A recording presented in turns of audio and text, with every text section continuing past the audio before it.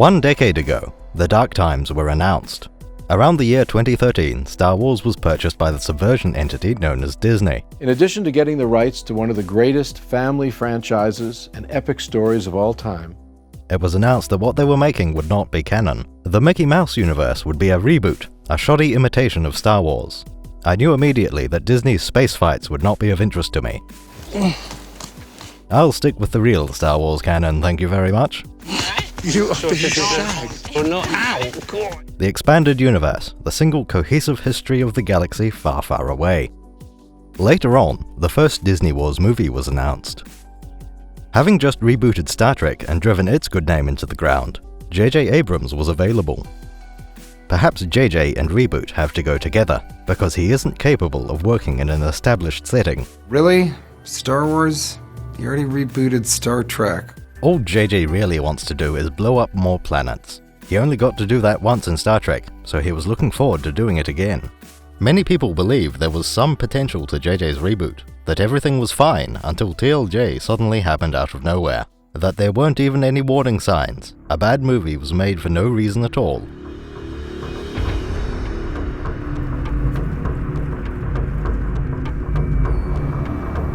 The Force is with you, young Skywalker. I intend to demonstrate that this is not the case. The Disney Wars reboot has always been a rotten idea, before a single scene was filmed. The main objection I have to TLJ is that it is a perfect continuation of JJ's universe. Another key factor is related to the Star Wars prequels. The prequels have always been somewhat contentious. Star Wars Episode II Attack of the Clones is the worst thing ever made by a human. There is a narrative accepted by non-fans that the prequels were always unpopular, at least until recently. This is the understanding JJ and Disney have to work with, because they aren't fans. and the addition of Lucasfilm will further our growth strategy. Their perception is that the prequels were terrible, and have to be dealt with. At this point it isn't relevant how good or bad the prequels really are. Disney believes they were universally despised, that's the key. After everyone was angry with George Lucas, JJ would save the day by ignoring them.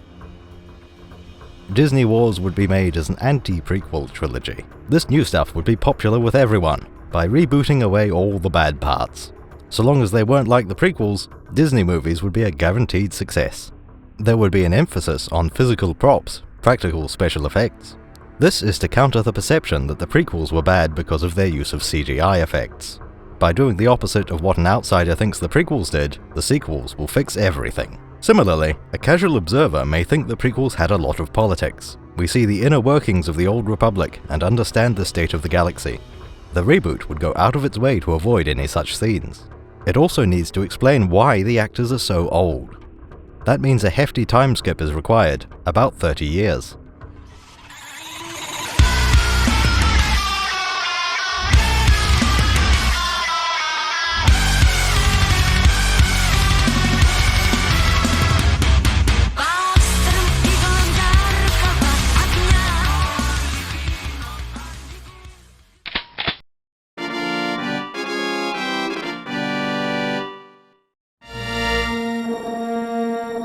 In the very first Star Wars movie, the opening text sets the scene.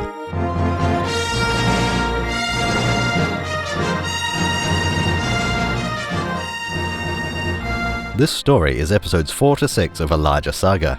Events are already in motion. The princess has a history of dangerous missions because she is kind and brave. There'll be no escape for the princess this time. She weren't on any mercy mission this time. The evil Empire has caught up with her at last. Now watch the latest adventure.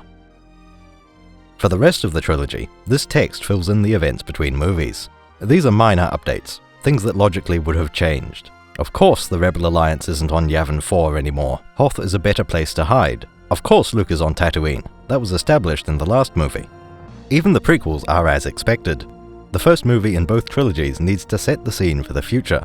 The Episode 1 opening text shows us the pre-Empire galaxy, before the Dark Times. For the first Disney movie, this text has a lot of work to do. In order to make repairs, we need to identify what this text does. For the title, it already sounds strange. The Force Awakens implies that previously, the Force has been asleep. The peculiar title sets up a joke almost as funny as the Disney movies. The three titles? The Force Awakens, The Last Jedi, and From His Nap.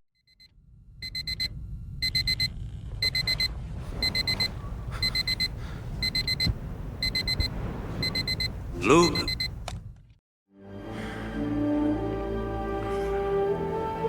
Rest easy, son. You've had a busy day. Oh, Obi-Wan, I had a horrible nightmare. I had isolated myself on an island in the middle of buttfuck nowhere. I tried to kill Han and Leia's son, and I didn't trust myself anymore.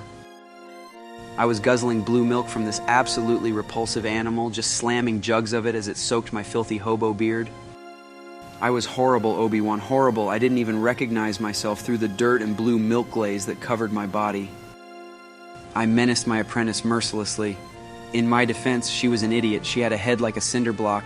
I think her name was Mary Sue, but it doesn't matter.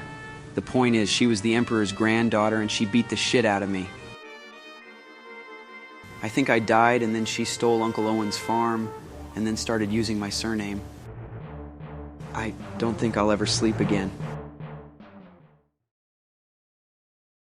Perhaps this is meant to be a nod to how long it's been since nostalgic Star Wars, an anti-prequel sentiment. More charitably, perhaps this refers to an increase in the number of Jedi in the galaxy. I'm sure it will become clear in future. Let's move on. The first line is, Luke Skywalker has vanished. That is vague. Is he still in the same place, but Luke is now the Invisible Man? Was Luke kidnapped by some powerful entity? Did Luke have an urgent errand to run, so he couldn't leave a note to explain himself? Let's keep reading and find out. In his absence, the sinister First Order has risen from the ashes of the Empire. Now we start to see the scope of the reboot. Luke has remained in a vanished state for an extended period of time, long enough for control of the galaxy to change hands. We're not clear on exactly how long it has been. Clearly, nobody had kept an eye on the ashes of the Empire, which is quite a strange situation. Luke shouldn't be the only one who would think of making sure there are no embers in with the ash. This is also a particularly strange name, the First Order. It's like calling the new Wolfenstein, Wolfenstein. It's like calling the new Battlestar Galactica, Battlestar Galactica. It's like calling the third Xbox the Xbox One, or calling the fourth Doom game, Doom. It's like calling the new Tomb Raider, Tomb Raider. Palpatine's empire was sometimes known as the New Order. At the very least, there was an old order, then a new one, and then finally the First Order comes third. Perhaps first is supposed to imply Prime, the foremost order of them all.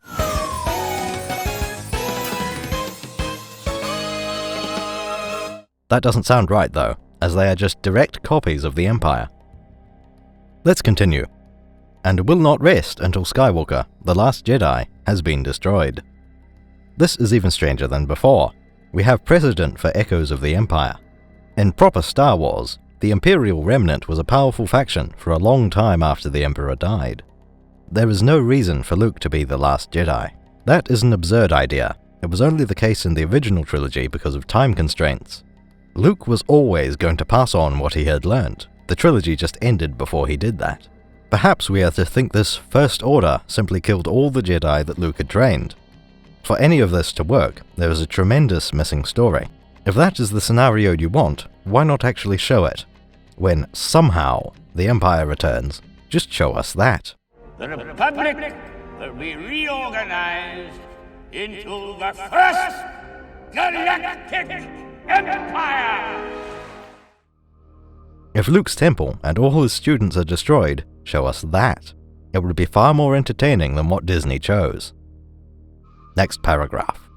With the support of the Republic, General Leia Organa leads a brave resistance. First of all, there is a very particular choice in this. In the Star Wars canon, Leia and Han are married in the year 8 ABY, 4 years after the Battle of Endor. From then on, her name is Leia Organa Solo. 3 years after that, Leia Organa Solo becomes Chief of State to the New Republic. General was the rank given to Han and Lando during the rebellion. Luke received the title of General in the year 5 ABY, about 1 year after the fall of the Empire. Leia is not a general with the support of the New Republic. Leia is the New Republic. Another strange detail here is the name Resistance. This movie tells us nothing about the state of the galaxy. We don't know if this First Order is confined to a small region of space, or if there is a galactic battlefront.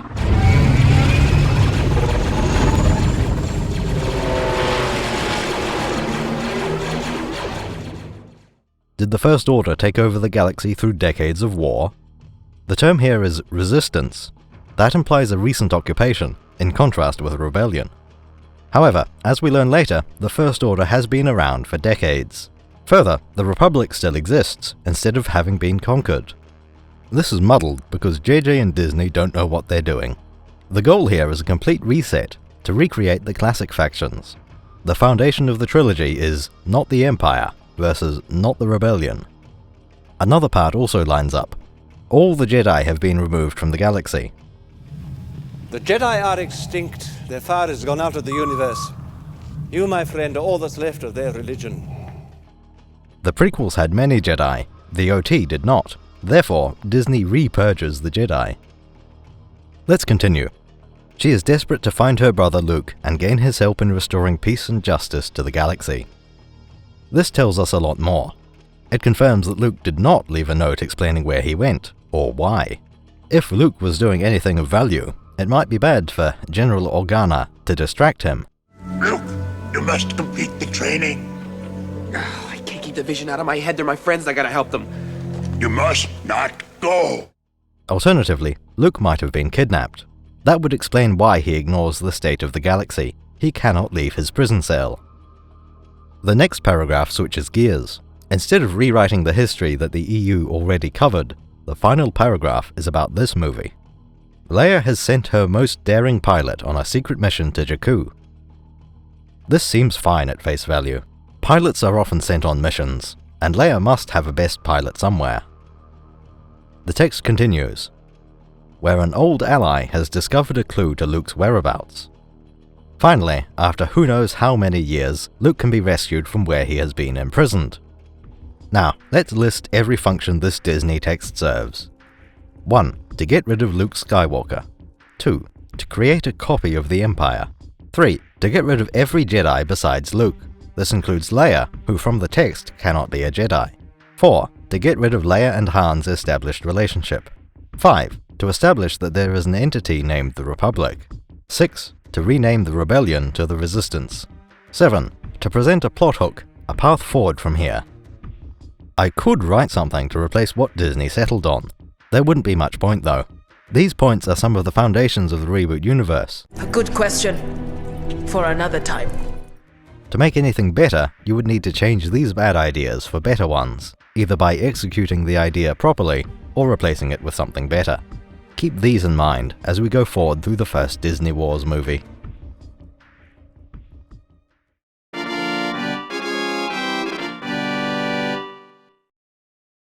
The first shot is striking in how unlike Star Wars it is. The idea was to give people that feeling of instantly being back in Star Wars. This shot is pure darkness. You cannot see what is going on. All you can see is a dark triangle. Then a few glowy lights, but overall still total darkness. Nearly every pixel spends most of its time turned off. Star Wars does not open this way. The lighting is completely different. When a Star Destroyer appears, it is in full view. We can see the intricacy of the surface detail, implying how large it really is. In Star Wars, the ships are properly illuminated. We see exactly what the ship's exterior hull looks like. There are areas that are in direct light, and other areas that are in shadow. We can see the hull in both lighting states. When we cut to the interior of each ship, that is also well lit.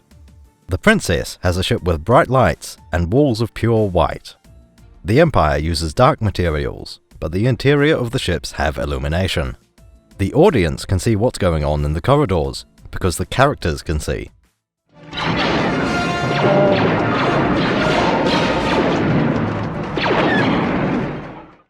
Interior lighting is one of the oldest and simplest technologies known to mankind. In JJ's movie, the exterior of the hull is not lit. We cannot see what shape each ship is. We don't even know if this is a ship or its shadow. Has a Star Destroyer passed between the camera and the planet? If that were the case, we would expect light to fall on the Star Destroyer. We wouldn't see a black triangle, we would see the bow of a Star Destroyer. Or, is it between the sun and the planet? It can't be. The shadow would not have crisp edges like this. We know this cannot be the shadow of the ship, because it's being cast onto a sphere. there are no speed changes as the shadow plays across the planet's surface. It can't be the ship itself because of the old movies. Even if the light source wouldn't illuminate the side we see, that's not how the dark side works. Ships can be seen on both sides, no matter where the light is coming from. I can only conclude someone had this visual in his head for years, then finally created it, no matter what trickery was needed. We can't tell, because JJ has done everything possible to hide the Star Destroyer from the audience. In fact, this may not be possible. I can't imagine a lighting scenario that would cause this. In the OT, every movie begins by showing us a Star Destroyer. That is just about the coolest thing in the galaxy, so showing one up front immediately justifies the ticket price. Star Destroyers are spectacular examples of special effects work. Why would Disney want to hide one? The Star Destroyer that you do not see launches smaller ships. These small ships are not visible either, despite having multiple lights on them. The darkness continues after cutting to the interior. These ships are full of rebooted stormtroopers, standing in the dark. Helmets gleam in the flickering light, which stabilizes to reveal dozens of stormtroopers standing in 2 orderly columns inside a turbulent transport ship. 15 seconds after launching, the fluorescent tubes attempt to strike a light. A full 30 seconds after these ships have launched, the interior lighting comes on. This is not how lights behave in Star Wars. Blatantly, all of this lighting is for the visuals. JJ has concluded that if people can see things, they will like his movie less. You could argue that this is due to themes. There is a new faction that's totally not just a clone of the Empire. When the Empire was in power, that era was called the Dark Times. Therefore, the not Empire would cause a lack of illumination in the galaxy. The time of the First Order is dark because of how hard it is to find reliable lighting technology. The stars in the galaxy have all gone dim as well. We can explain why the director might want all this darkness. There is no in-universe explanation for why these visuals would appear. Well, there is no good explanation. One of the benefits of living in the future is that we can find official attempts to fix these problems. In a Disney cross-sections book, this question has 7 words dedicated to it. Minimal lighting to preserve trooper night vision. The ships are named AAL Stormtrooper Transports, Atmospheric Assault Lander. That sounds good, until you think about its implications for a moment. First of all, this does not explain the discrepancy in exterior lighting. In Star Wars, the closest to JJ's darkness is Episode 2.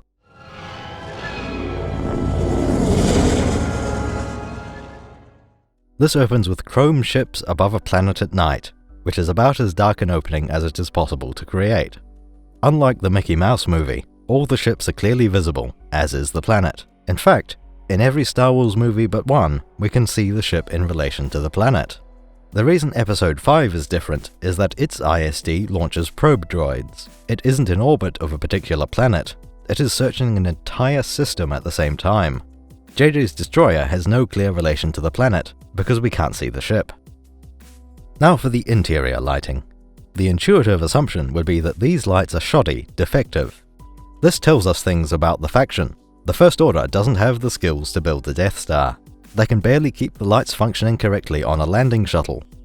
The lights were bought for being cheap in bulk, but they're slow to activate and unreliable. Logically, the claim of the cross-sections does not line up with the movie we see. The lighting is described as minimal, but that isn't correct. The lighting is of a fairly normal intensity. The lighting is not minimal, it is slow to activate and prone to intense flickering. Once the lighting is stable, it will do nothing to help with night vision. The lighting depicted is about as bad as you can possibly design for night vision.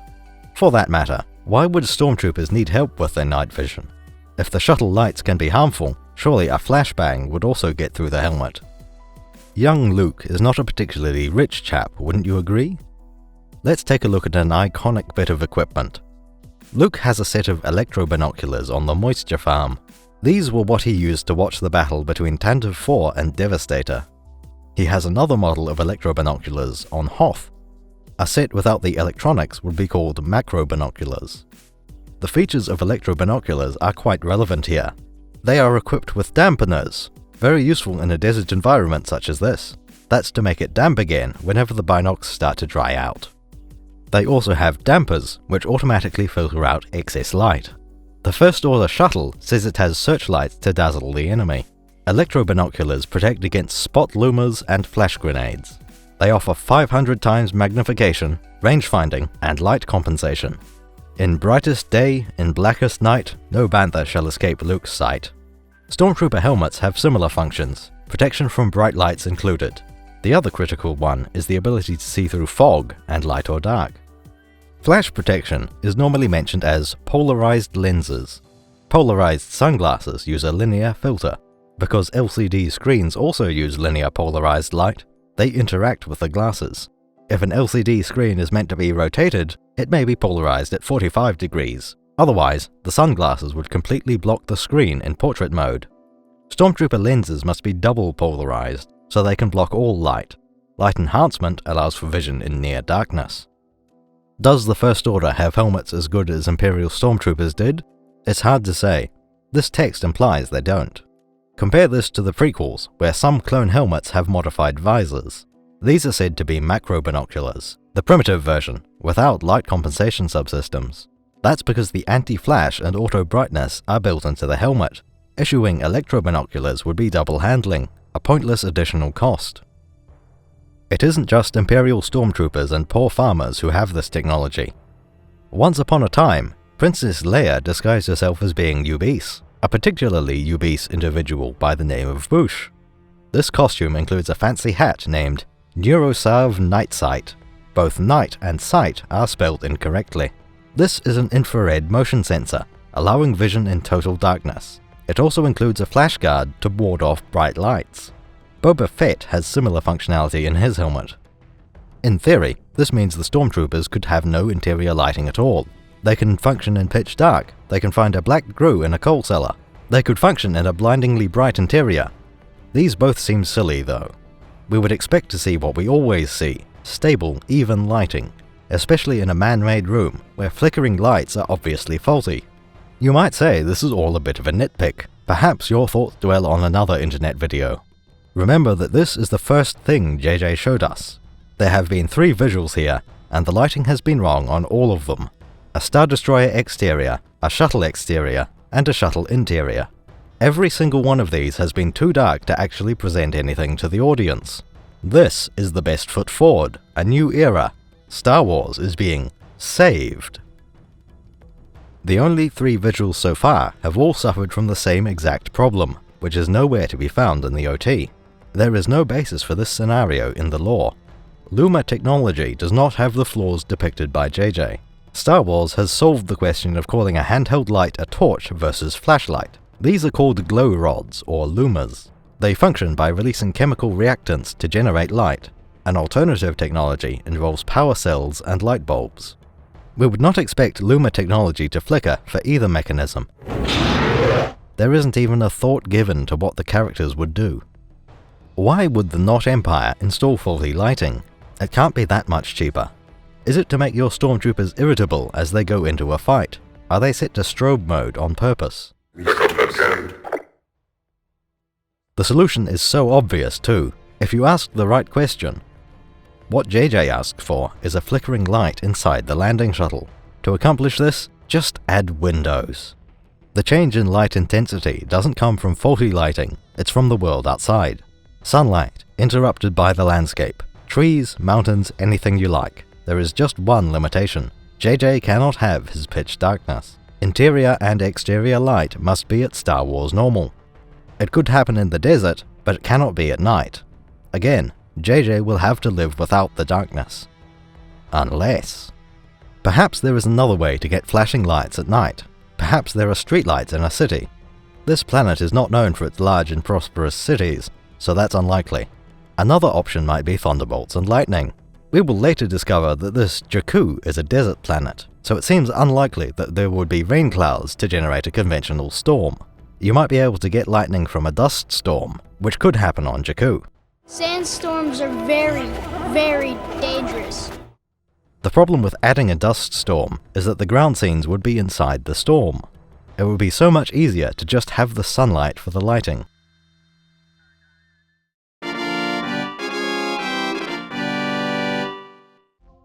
One more thing. The only thing we see after the lights come on is a lurch. The stormtroopers all sway to the side. standing in two orderly columns inside a turbulent transport ship. This might be quite a hard technique to pull off, needing an entire set that can move. Doing this has implications though. When the ship is rocked in Star Trek, it usually happens from weapons fire hitting shields. That is the case in Star Wars as well. Negating a turbo laser bolt causes the ship to lurch. This is a feature of ray shields, to explain the special effects. For these troopers to sway like that would imply the inertial compensators aren't working. That is no minor detail, it has serious implications for every vehicle. Flight does not work as depicted in Star Wars, in space or in air. Adding repulsor lifts does help, but only near a planet.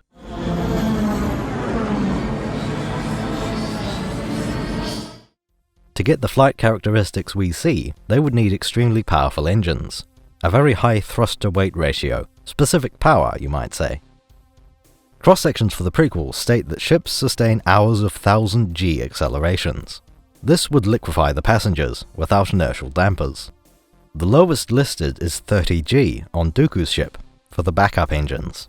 Anakin's stolen airspeeder can pull 70 G due to using jet engines like a pod racer. Oh, you know, Master, I couldn't find a speeder that I really liked. There he is, with the open cockpit and the right speed capabilities. Next lowest are droid gunships and escape pods at 100 G.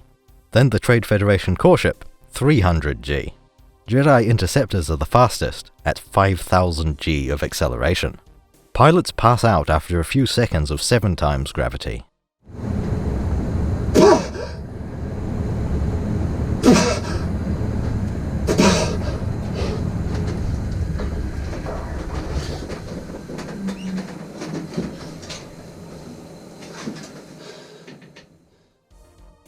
In the Disney cross-sections book, these numbers are removed. We don't know what sort of acceleration to expect from its engines. However, the inertial compensators should still hold the occupants steady. No lurch would make it through, unless the shuttle was hit by a blaster cannon. This one only exists because JJ is copying World War II movies.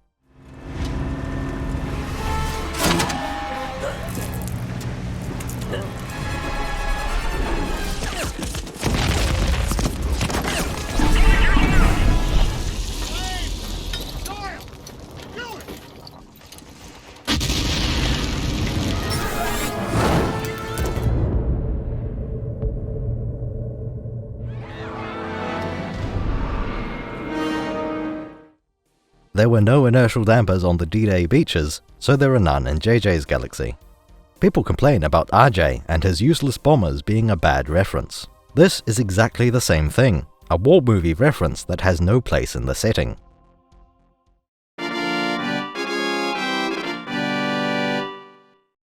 The next scene is much less strange. This shows a new droid that Disney has invented. It is supposed to be the reboot's equivalent of R2-D2. Let's analyze the design.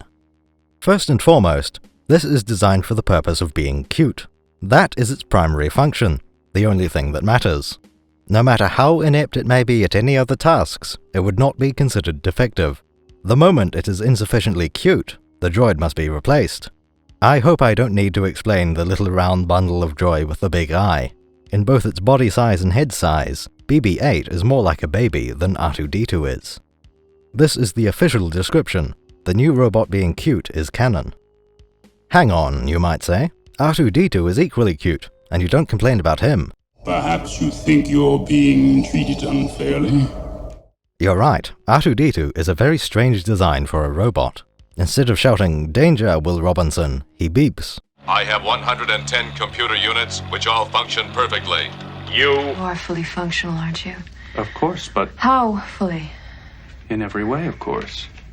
I am programmed in multiple techniques. A broad variety of pleasuring. The ancient robots are 2 meters tall. R2 is 1 meter tall. Overall, an R2 unit has as humanoid a design as it possibly could, right down to the giant neotenous radar eye. The first time I heard the word torso, it referred to R2's body. After the spaceships, the first thing in Episode 4 are these 2 droids.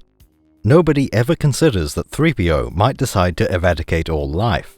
That wasn't standard at the time.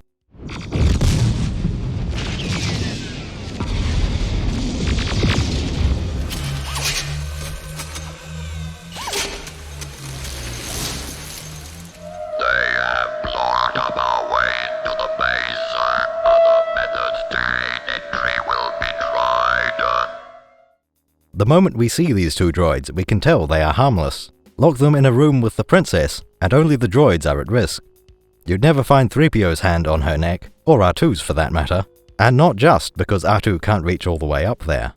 In fact, the droids seem very humanly concerned for the princess's safety. I'm very aware that R2-D2 is endearing, because I have two favourite characters. One is a droid with no arms or ability to speak. The other is a wise old Jedi Knight, master of the Force. Ben is great man. Ben Kenobi is a great man, but is he my favourite? I cannot put these two into order. These are popular choices, easily in the running with Luke and Han and Chewbacca. We like R2 for his actions, but also for his design. Every little hatch on R2-D2's body represents possibility. If that panel swings open, almost any device could come out of there. There are even several tools under the same door from time to time. This design is clearly practical for a droid. It's good enough to work in reality. The head and body articulation allows for any field of vision the R2 unit might need.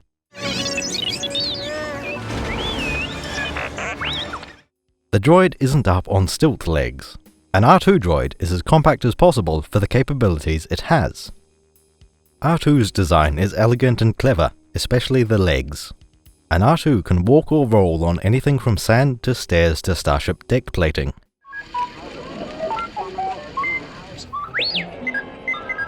The feet of the R2 are said to be motorized treads, like on a bulldozer. In the original movie, we can see that the prop has tiny, narrow wheels. Those might exist for high speed, but they would sink into the sand. Locomotion must include a broader footprint, as in treads. We also know that they can drive on a starship's exterior hull. That means a magnetic component to an R2's feet. The design of BB-8 is less practical. Whether there's a mechanism in the head or body, it can't have all that much traction.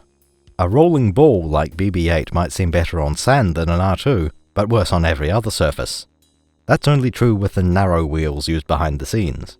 If we assume an R2 has full-width wheels, it would have lower ground pressure than BB-8. Sand is particularly bad because it covers the entire ball. BB-8, a smooth, metal, rolling, spherical ball, would have skidded uncontrollably on sand. Have you ever tried riding a bicycle on sand? It's impossible. That's a good point. And imagine that, and that's with rubber tires. Imagine steel tires. Somehow, the head rides on top, despite all the grit. There was sand and salt being blown into your mechanisms. R2 treads are contained. All the sand stays in the feet modules. There's also far less internal volume, maybe 1/3 of R2's size. It's clear that a BB droid has far fewer tools than an R2. Even then, the tools it has are behind the circular panels. That means the propulsion machinery has to avoid the backside of all the retracted tools. Also far less room for power systems and drive machinery. Perhaps JJ's droid is newer, more advanced. Miniaturized technology means the little man inside can be removed from the blueprints. If that were so, then a droid smaller than an R2 could be just as capable. By that logic, one the same size could be even more capable than an R2 unit. This is what happened in Star Wars, quite unlike in JJ's movie. Industrial Automaton created a new model to replace the R2, a pair of designs in fact, the R6 and R7. The IA company suggested the New Republic pay for a new model of military astromech droid. With the fall of the Empire, the New Republic did not get complacent. Certainly, the Republic would not retire its military. In the real continuity, they designed a new E-Wing starfighter. The Republic allocated the credits for the new droid at the same time, to be designed together. Industrial Automaton took this money and used it to tool up manufacturing of a completely different design, the R6. Using the profits from the R6, IA continued development of the R7. The R7 is far more advanced than the R2. The R6 is designed to match the R2 in features and functionality, but for cheap. Retail price is lower than the R2, so manufacturing costs must be even lower. There's one more droid I need to mention. Before the R6 was another model, the R5. This is the Windows 8, Vista or ME of droids. Nobody likes the R5, they're cheap and nasty.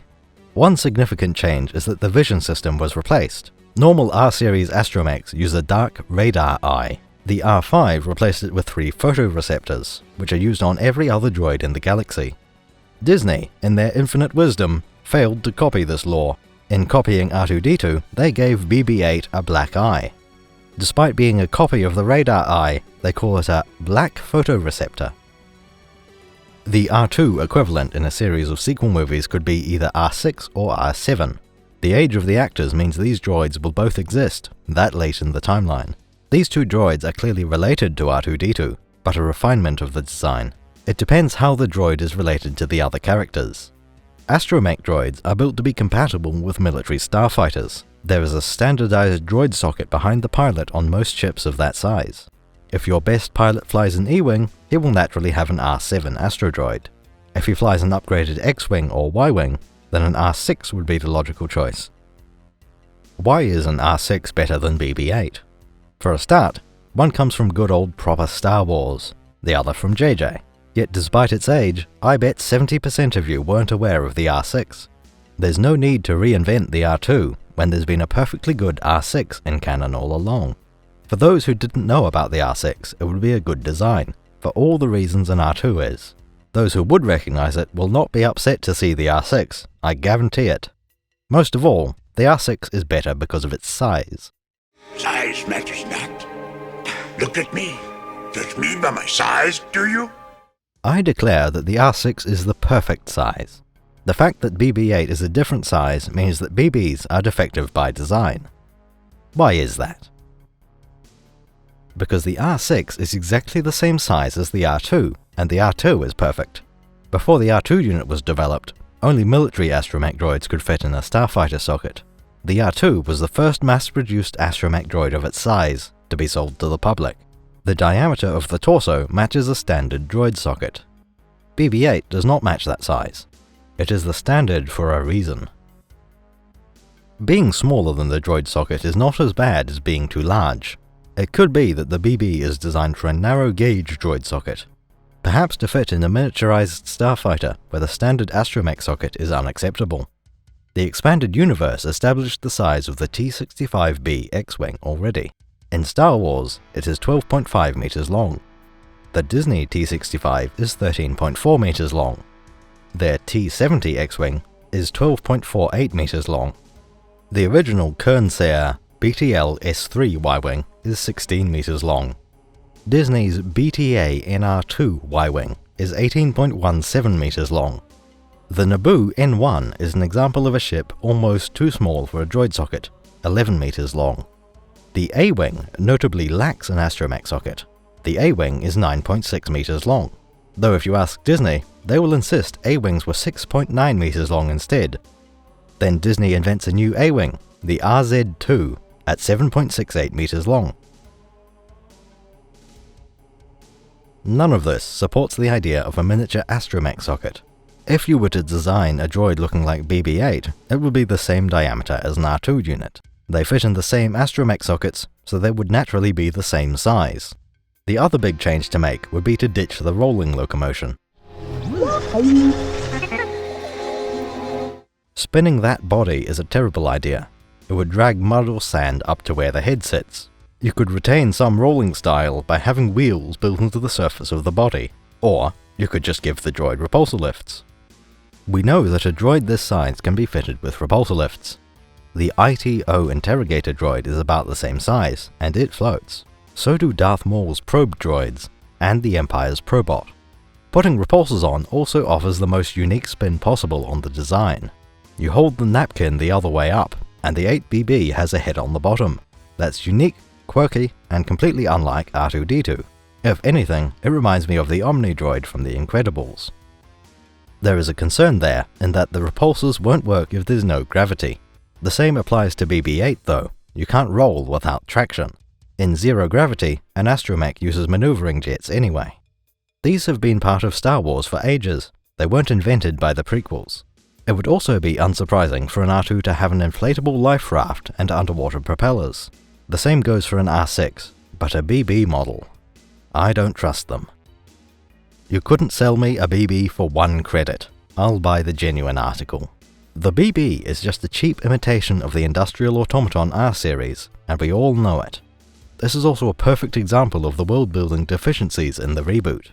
The new droid, JJ-8, is a fundamentally different design from the old Astromechs. It wasn't my fault. The natural assumption would be that it's a competitor to the R2, a different approach made by a different company. Instead, the wiki claims Industrial Automaton made both the BB and R series. Where there was potential for something new, Disney copied the old. When filling out the form, manufacturer was copied from R2-D2's info card. Whatever the shortcomings of the ball design, it could have made sense. A different droid company trying to compete with the R2 might create a ball. For IA, their astromech design is the industry standard. Industrial Automaton would never discard that iconic R-series droid shell. If you like our content, there are 2 ways to support us. Become a patron at patreon.com/thebreadcircus, or like, comment and subscribe. Only the former option guarantees that your name lives on in history. The other is embarrassing YouTubey stuff.